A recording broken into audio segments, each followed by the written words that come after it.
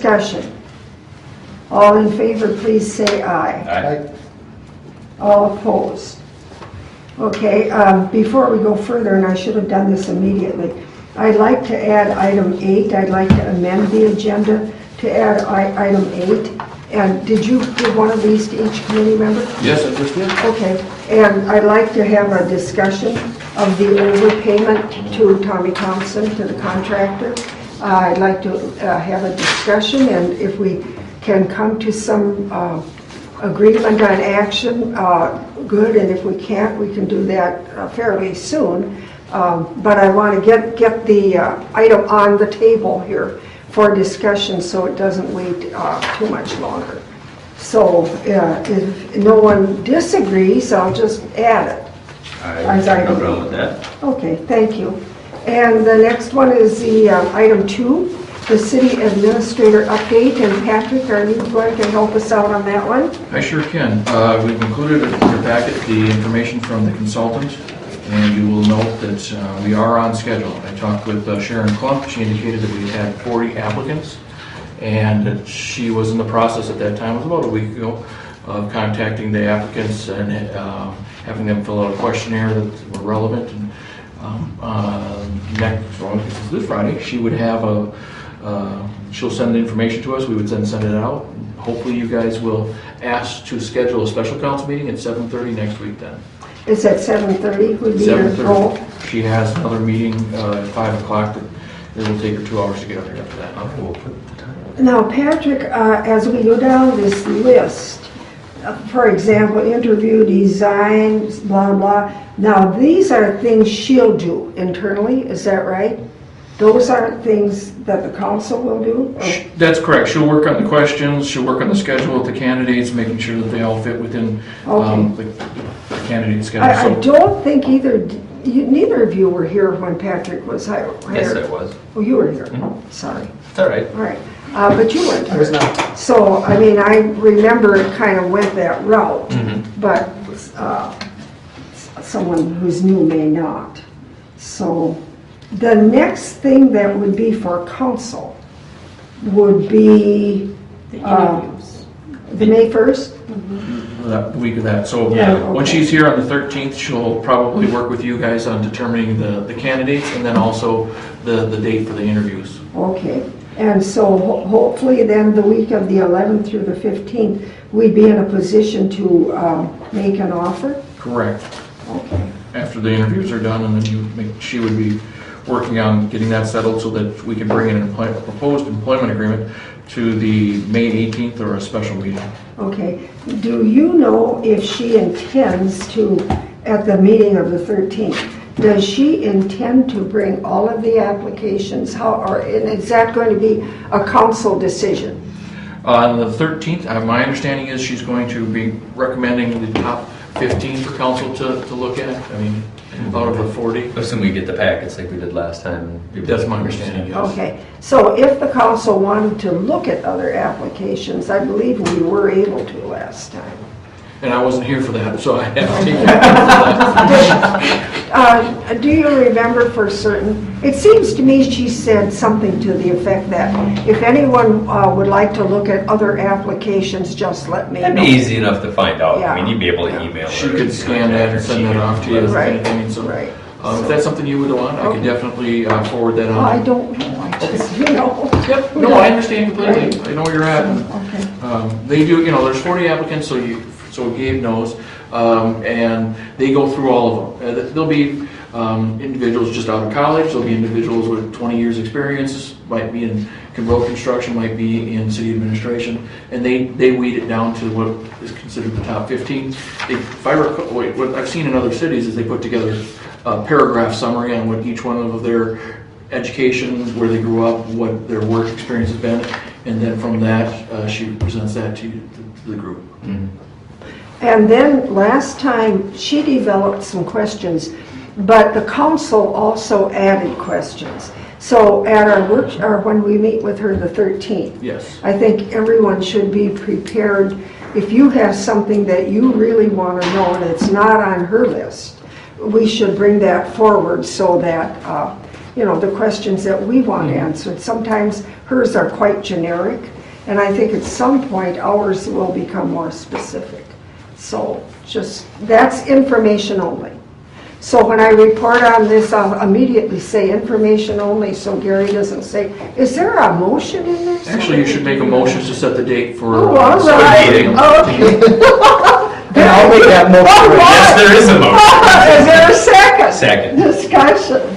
All in favor, please say aye. Aye. Opposed? And the time is already set because that's when she's available, the 7:30, correct? The 7:30 time. So that's pretty much locked in. Yes. All right, Okay. that works. Okay. Okay, we move on to capital improvement plan projects, and I think Connie wanted to talk a little bit about that. You know, we talked about the $100,000 that's in the 2015 budget to get started on the CIP projects that were supposed to be paid for by the bond that failed. And back in February, we said that the telephone system was our #1 priority, and we were going to prioritize the rest of them to see where we were at. #2 project came in to be the generator for the police department. However, the quote has significantly increased. It's increased now to $82,600, and we've been told by the vendor that he's seen prices increase, and that he's been told there's going to be another price increase this summer. So basically, staff is looking for direction. Actually, two things. The first one is we don't have price quotes yet for the phone system. And if we're guessing, that's about $30,000, so we're over the $100,000, so we can explore other options as far as financing. The other thing is how do we want to proceed with the other projects that are on the capital improvement plan? And should we be waiting to purchase the generator with the warning that prices are going to increase again in a month or two? Is there only one company able to quote on a generator? I think there's other, I'm not sure Corky was working on that. So we would have to go out and get additional quotes from other vendors, but you know, this is a start. I wouldn't want to be stuck with something that may or may not be correct, you know. And that's pushing it towards mandatory open bidding. I think like Right. $100,000 is the limit on that. I am not 100% sure, but we would definitely want to get other quotes as well. But I know that this is the vendor that Corky was working on to get some estimates, so. The situation was when we went and did the 2013 CIP, that $75,000 was a good bid.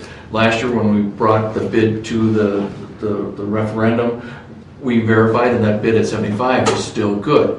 Well, 6 months later now, we've seen a 10% increase. We're told it will increase again. So that's the hesitation with Right. And that's kind of one of the reasons why the priority is shifting from #2 to #1, kind of how you read this. No, the phone or- still is #1. But we just don't have the price quote on that? Correct. It's, yeah, what we initially designed as part of the CIP went away after there was a delay. And so the vendor would not provide that any longer. And so Okay. we've been modifying. We didn't go into detailed plans last year because we didn't know if we were going to get it approved. It's now #1 through the budget process, and it's a timing issue. We knew January, February, our IT department was going to be busy with police stuff. Some other things came up, and we're still working on the police stuff, but we've said this needs to move up in their priority rankings, that the telephone system needs to get done. When do you think you'll be ready to have us go out for quotes on the telephone system? They need to bring them into the facilities, and so we did not get an answer today. They still need to come in and look at what we have to provide a quote for us. And who is they? It's the telephone companies in the area we're Okay. working with. There are 3 or 4 of them, CTC, a variety of for Could they example. be notified to kind of move it along? It's us. It's our staff time. It's us that They're- need to move it along, okay. They're busy on our projects. Okay, okay. And to me, it would make sense that, if we could find out what the quote is on the phone project, to find that out before we kind of proceed, because who knows, it could be 18,000 and then you're ready to budget. That would be wonderful, however, I would like that too. I think that is the route to go because that was our #1. And as far as the generator goes, even though I think he's impressed upon us the importance of having it isn't like they'll close without it. The horrible thing about some of these improvements are they're things that we need, but they're not things that the average citizen is going to see any improvement in the quality of their life.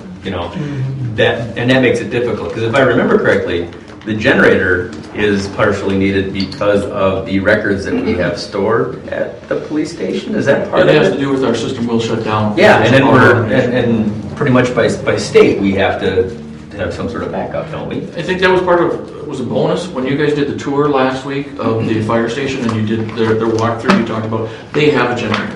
Their generator can't run under the city or under the streets, it's not powerful enough. This one would have to operate their own, but we would be in the dark, as it were, operating our facilities if a situation arose. Fire station would still be open, and we do have the backup of dispatch is always done out of the county's facilities. When it comes to accessing all of our computers and terminals, we're going to be shut down. Evidence. Yeah, and that was part of the big concern. Let alone the heating and the electricity, and so our facilities won't be usable. Right. What do you think, Dave? One other idea that we had been kicking around, because I was out at the Easter egg hunt and talking with Tony, looking at that. If you recall, the city council authorized $50,000 for, well, it was two $50,000. One was to repair the roof. That was done last year. And then we have $50,000 in this year's budget to replace the insulation, and we are going out for quotes on that right now. And I can tell you that we will be under budget on that. Okay. So there's some flexibility there, because we still have other quotes out there. I don't want to give that number. So it sounds to me like we're looking at seeing if we have other places that we can get quotes for the generator, seeing what the phone costs, seeing the quote on the insulation, and kind of going from there. I mean, when I look at the other things, I mean, the HVAC and the salt and sand storage buildings also need to be. I mean, it feels like you're juggling chainsaws. You know, it's like, that's huge in those issues. And there's another topic there. If you'd like me to explain, propose. Yes. Go ahead. Okay. Obviously, there was a petition. The first bond issue was failed. We went to the referendum. Had $1.1 million. That failed also. We do have the ability each year to propose a CIP bond. The thinking is, staff-wise, we kicked around the idea of looking at substantially reducing that CIP in half. As you just mentioned, the HVAC system, lighting here at City Hall was like a $600,000 price tag. The salt sand storage was like a $250,000. Some other things were in there, but if we were to pare down the HVAC system, which theoretically is the number 3 project, might have been number 1, but it's just a dollar amount issue. If we could bring it down to the $450,000, $500,000 range and bring that back as a proposed CIP, that's another option for council to talk about and think about. It would still have the ability for voters to present a petition if they said, we still don't want it, or maybe now we've listed enough and we've modified our proposal. Right. Well, I think for now that perhaps the wisest course is to recommend that you continue to work toward getting the phone quotes, because that's been the priority for a long time.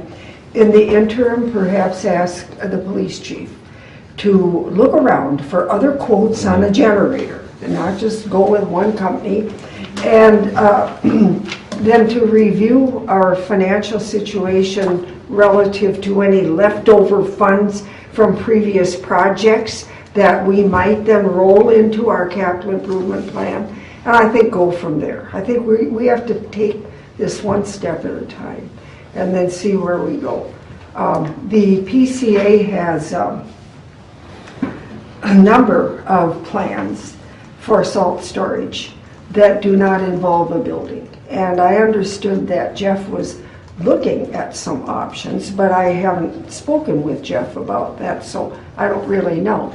But I did have a meeting with someone from PCA, and they have a number of plans that they say can be approved and are very effective at keeping them from going into stormwater and covering them, and etc., that are relatively inexpensive when you compare it with the cost of a building.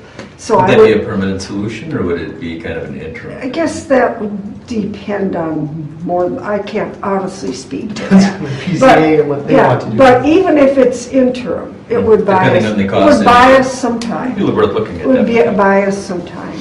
So is this then our report? Get the phone quotes first. Ask the chief to seek other quotes on the generator, and then to review our funds where we have some leftover money that we may be able to fold into capital. Is that what we're recommending? And I think you should look into the CIP bond to see what we can pare down and see what we can come up with. So if we end up with that route, we're not starting, phase one again. But let's get that telephone quote. Yeah. I think that should. Well, I think that's the order that we should, Yeah, prioritize things. that's not, let's kind of hold the capital thing. I don't, let's not try to cause too much consternation. And if we don't do anything with the money we've got, I think people tend to get more irate than if we take some action and go from there. So that would at least be. What's the timeline of looking into that CIP? Well, we would be ahead of the game if we started it now, but when we get into full budget cycle, then it's, we're on budget rather than CIP, but the theory is we could still bring it back anytime June, July, and then hit September or October. That's pushing it at that point in time.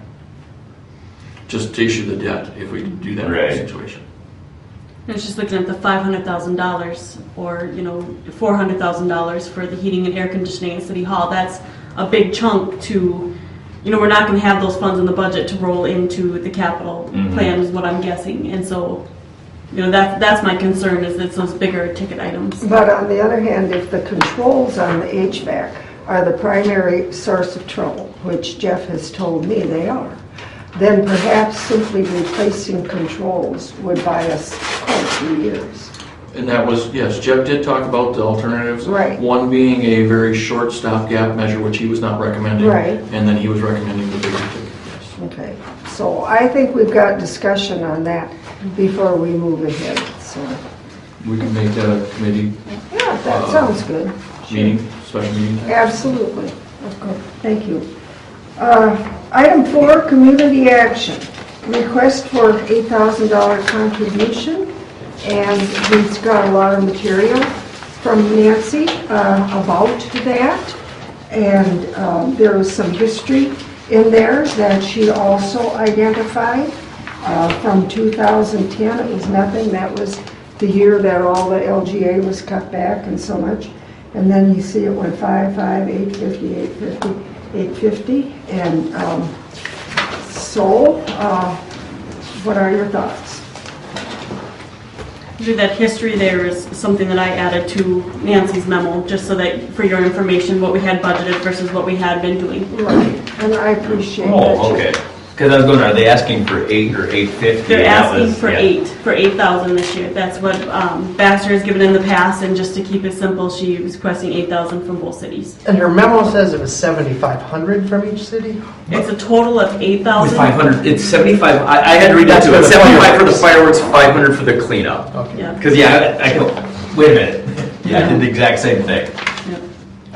I move to approve. I mean, I think this is an important thing for Brainerd. I know the one year that, when it was kind of over at Baxter, there was a little bit of blowback on that to some extent, and I think they do a wonderful job. And I think a lot of the things she says is pretty accurate. I mean, it does bring a lot of people to Brainerd. Is there a second? I won't second it.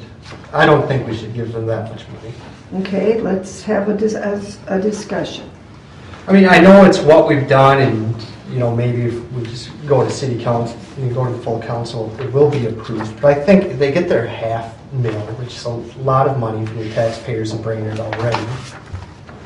And we're scraping by to try and get generators and phone systems for the actual operations of the city, and we don't have enough money for that. I don't know if $8,500 for fireworks is a good use of taxpayer money, at least this year with the failed bond last year. I mean, we're behind in a lot of things. I'm in agreement with Gabe. We give this $500,000 to these 3 different groups, the Arboretum, the Senior Center, and the Community Action. And I think we've become sort of easy targets in this city as a council, that they come up here and they ask for money and they almost invariably get it. And we don't have enough money to take care of the things that are clearly city obligations, like our capital improvement things. as nonprofits, all three of those groups also have the ability to go out in the community and get grants. And often the grant getting is not all that tough, because I know the librarian gets tons of grants, or we would close our doors. And I think if this were Crow Wing County, and I mean, they wouldn't hesitate, they wouldn't give it, it'd be it. And as for all the great community good, I understand the grocery stores might as well close on the 4th of July. They don't get any extra business at all, not even regular business. I think your retail stores in general, no business. I suspect a lot of people who come into town have filled up their gas tank, but I'm not going to say there isn't more business at the gas station. There may be some. Both the fire department and the Eagles Club, and I think there may be others down this direction, I'm not sure, have food vendors along the way. The Eagles have their big meal. There's the cornfield down at the football field. I think the firemen have brats and pop and stuff like that. So people are not going to the restaurants to eat. I think it's time that they use the funds that we by referendum give them to take care of what they need to do or want to do, and go out for grants if that doesn't cover it. So I'm going to side with Gabe on that one. And you know, if we can massage this a little further, I would be willing to do this. I would make this compromise. I would say for this year, give them maybe $4,000, and then notify them that it will be $3,000 next year, $2,000 the next, $1,000 the next, and then nothing, and then they aren't cut off at the knees, so to speak. They have some time. I would go that far, but I'm not going to support 8,000. So where are we? And I disagree. I totally disagree. I disagree with the impact. It's a great event, a great impact. I think it's strictly, for my opinion, a financial thing for the city of Brainerd right now. The impact and the celebration in Brainerd is unrivaled. It is fantastic. But the $8,000 is a lot for the taxpayers in this town to cough up this year, when looking at the big ticket items we have on the agenda that need to be paid for. So where do we go? Is there any leeway on maybe going half this year and then going down each year, or so that they aren't just all of a sudden no money, but they have a chance to kind of work it out in the future? I'd move that. Recommend $4,000. And I still disagree with that. I think, you know, you're skimping on something. I mean, a community is defined by the events and the times that the community can come together. And yeah, I'm not sure what grocery stores we have, you know, that are closed on that day. Oh, they're not but closed. these people are coming in and they're staying a few days, and you know, you're bringing people to Brainerd. And whether people go into the store on the 4th of July or they're in Brainerd to see what we have to offer, I think both of those are very, very important things. You know, and even if you just kind of want to look at it on face, if we start paying 4 and Baxter's paying 8, why would we have it in Brainerd? You know, we're going to just lose another thing that we used to have in Brainerd. You know, we're known for tearing down historic buildings and change. You know, here's a cultural event that we've had, I don't know how long. I mean, as long as I've been here. And I remember the first year, my jaw hit the ground when I saw the celebration. I was so impressed. I mean, if I hadn't been living in Brainerd, I probably would have come back just for the 4th of July. And I grew up in St. Paul. So, you know. The reason that if Baxter gives 8, that's all they give. We give an additional $0.5 million, which is about $75,000 this year. $78,000. So we are giving $84,000 if we give another 8. But not for the 4th of July. I mean, we get other things for the money that we give the organization. What? It's for their programming, and you know, it's to give them a start every year money so they can fundraise and they can excel as a nonprofit in this area. It's not so they can just keep coming back to the well when they need some money. Well, we are going to go in with a split recommendation, and you are agreeable to 4,000 this year, reduced by 1,000 I would agree each to year? that. Okay, and you are not, so I'll ask you to give a minority report. All right. Are we agreeable with that? Yep. Okay, and then you and I will go the other direction. I'll make that motion, and we'll see where it goes with council. I will announce that you have a minority report. Is that fair enough? That sounds good. Okay, so we'll go from there, and, Madam Chair, yes, please, can Gary. I move 6 up? Because I'm going to go up and help Oh. those guys at Safety and Public Yes, of Works. course. Okay, if that's okay with the committee, we'll move Sure. 6 up.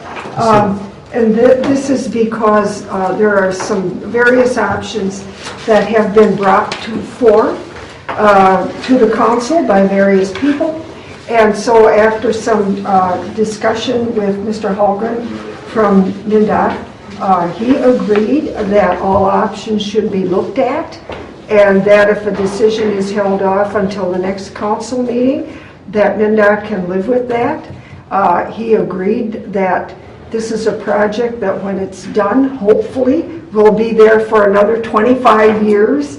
And so if there are other options, he was very clear that there are laws that guide those things. And so some options may not be viable, but he's very willing to look. And so I have talked with Patrick about that and informed Gary, and would like to just go ahead and have that workshop at 5 o'clock, and Mr. Holgren is agreeable to that. And the whole purpose is simply... What was the date on it? It would be the 9th. The 9th. And it would be at 5 in the afternoon. And I would, at least for me, after that, I think I'm ready to vote. But I think that vote needs to be held to the next council meeting. And my understanding was, we wanted to hold it at the chamber building, Oh, Lord. or is that true, or? No, I don't. I Well, want the to only help. reason was for the TVs and everything else that they have the technology, because basically what they can do is just as people ask questions, they can just run the Google right down the streets and show the buildings and everything else. It's all, the technology is there for the questions that need to be asked. I just like council meetings held in council. Well, if it's a workshop and they have the technology that's going to improve it, I think that would make more sense to have it. And yeah, I mean, it basically was just, and they can do a lot better job over there with, and they got that, and they want to show off their state-of-the-art technology to us. That we're paying for, one way or the other. Well, what do you think? I suppose I can live with it, but I like council stuff in council Yeah, chambers. as long as it's a council meeting and it's not a chamber meeting inviting the council members to come No, talk. it's not a chamber meeting. No. I can't be there. We've got our sections for speech. Oh, wow.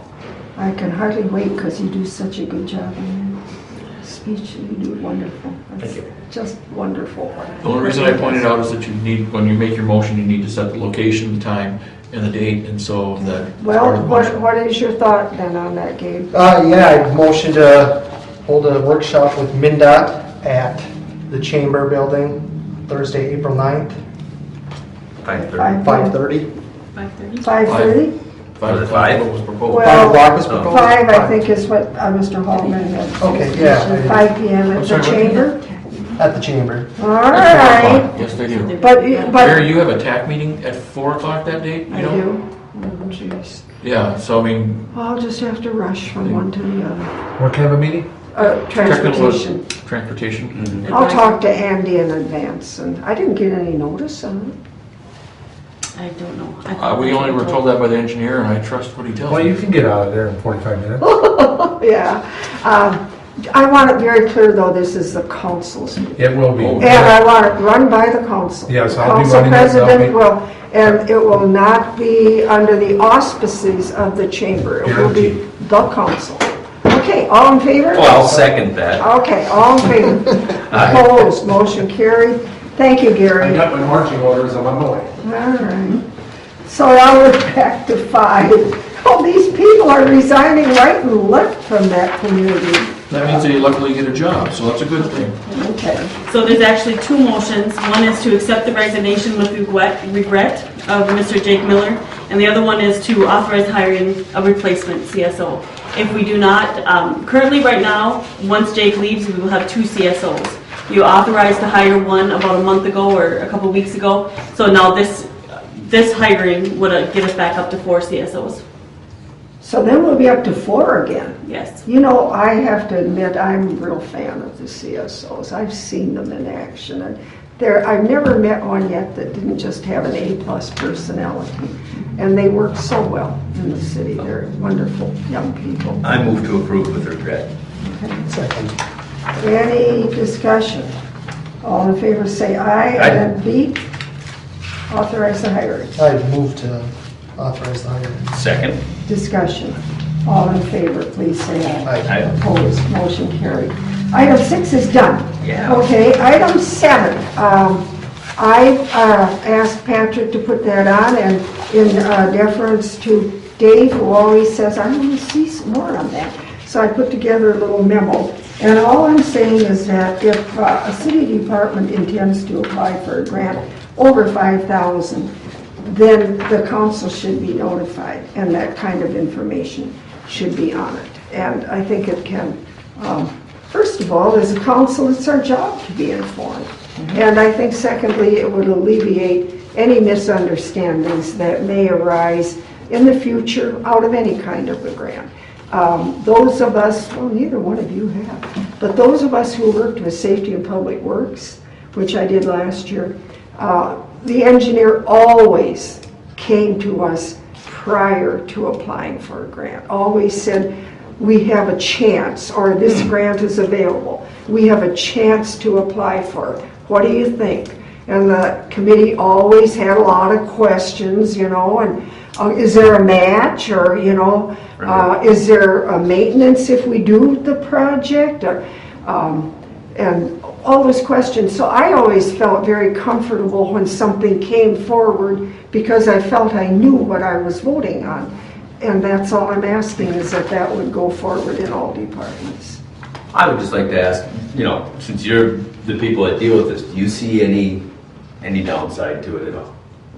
Well, downside, there's no downside to it. Because it seems to make sense. I mean, Yeah. The question can be asked, why are we here today because of this? And the question was that there was a grant that was offered to the city, and they asked us to apply, and it wasn't brought before the council. And so, but also at the same time, you see the AEDs that are on the council agenda too, that we didn't ask council authorization for.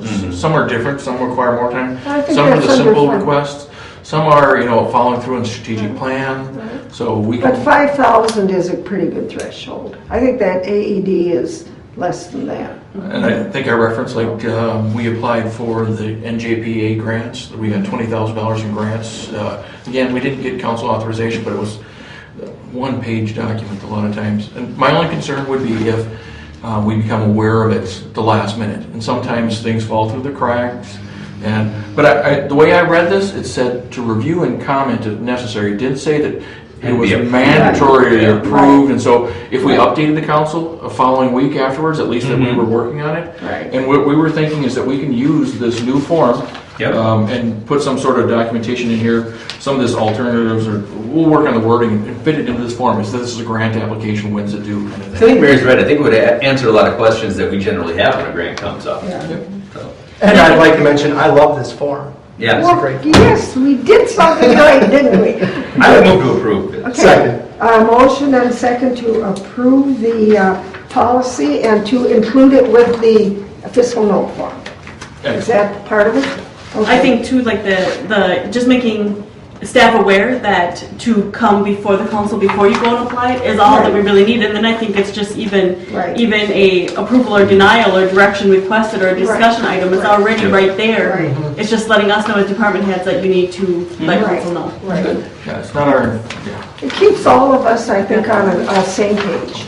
And is this clock still right? So we have It is lots of still time right. yet? Okay. I haven't checked yet. I mean, I saw you. It's okay. slow. We're trying to get the most Is out of it that. slow? back. It's Yeah. slow. It's a couple minutes long. Yeah. It's 6:51. Well, that's not too bad. No. And the last one, the Thompson overpayment, are you all up to speed on that one? You know that we overpaid inadvertently. It was $7,000, and he was requested to return the overpayment, and I believe he refused. Is that correct? There was a The attorneys were working on it, and it was that he wasn't going to do it. they've communicated and said that Right. doesn't feel that he was overpaid. Right, so after trying to look into it a little bit further, the limits in conciliation court have been raised to $5,000. You can now sue for $5,000 in conciliation court. That's still $2,000 short. But if we go immediately to district court, there's a cost involved for us to do it. Now, as a matter of principle, I think we should do it no matter what. But I would be okay with going to conciliation court. I believe our case is impeccable, unless there's something I don't know about it, in which case I hope I am told in a hurry. But this isn't our money. This is the taxpayers' money. And if it was a credit card and you overpaid, they'd credit you immediately. I can't think of anything you could transact that I've been at least aware of, where if you overpaid, you wouldn't be credited. And this is just ridiculous. And I think even if we personally said, oh, well, let it go, it's the taxpayers' money here. And I would like us to, at least tonight, discuss, are we willing to go forward to conciliation court? Now, there had been a red herring thrown out that he might try to get it taken out of conciliation court. He can't. I made some inquiries on that. If we file in conciliation court, it will be held in conciliation court. Following the decision of the judge, either party can appeal it to district court. But if we file in conciliation, that's where it's held. And I think we should do that. I believe our case, as I say, it's impeccable. I believe that I heard some arguments that he had made, and I believe, I'm not positive, he didn't make them to me, but I got this secondhand, that there had been some work unanticipated in the project that he had to do, and this kind of felt his double payment was justified. That isn't how you do business with government. If there's something he had to do that wasn't in the bid spec, he comes in for a change order. And we go with change orders all the time. He doesn't just do it and then say, well, you paid me double and I deserved it. So I'm not really asking that we would, I would ask tonight, if you're in agreement, that we would ask staff to put together the information in a very clear and understandable form, so that we know what his argument will be. Anytime you go to court, you need to know what your opponent's argument will be. And you have to have your information ready so that you can counter that. But I just can't see letting this go. No, I don't think anybody's looking at letting this go. My question would be, what are the costs involved if we did take it to district? What did you get on that? I believe we got some information. Was it? I don't think we got an exact cost. I mean, we just said, the attorney is best to advise us on this, and he's been working through the details. Okay. But we don't have his recommendation. Well, we probably don't know what the cost would be. I believe it was sent out confidential to council, being that it's been I thought we litigation. had something too. So it's been several weeks, months, and I can resend it out, not today, but. But going to conciliation court costs you nothing. Right. And if you lose, you can still go to district court. And if you win, you've saved the expense of another attorney. So to me, you can't really lose by going to conciliation court. But I think how long is it now, Patrick, since that overpayment? Or Connie? Well, I thought it was 2013 when this started. You know, it's gone on long enough. And if we wait much longer, then our statutory authority to go to conciliation court might run out. I don't know. So what do you think? I mean, I know what I think. What do you think? I would think it would be best to have Eric comment on it and decide if you want to go to closed session to talk about it. Because what you talked about is setting up our legal argument, and that's typically done in closed session, so Yeah. we don't have the So, other side here. could a motion come from us that we would like to pursue it and have a closed session with the attorney? Yes, ma'am. That So would moved. Second. Is there any discussion on that? Nope. All in favor? Aye. Opposed? Motion carried. Honestly, we're done, Dave.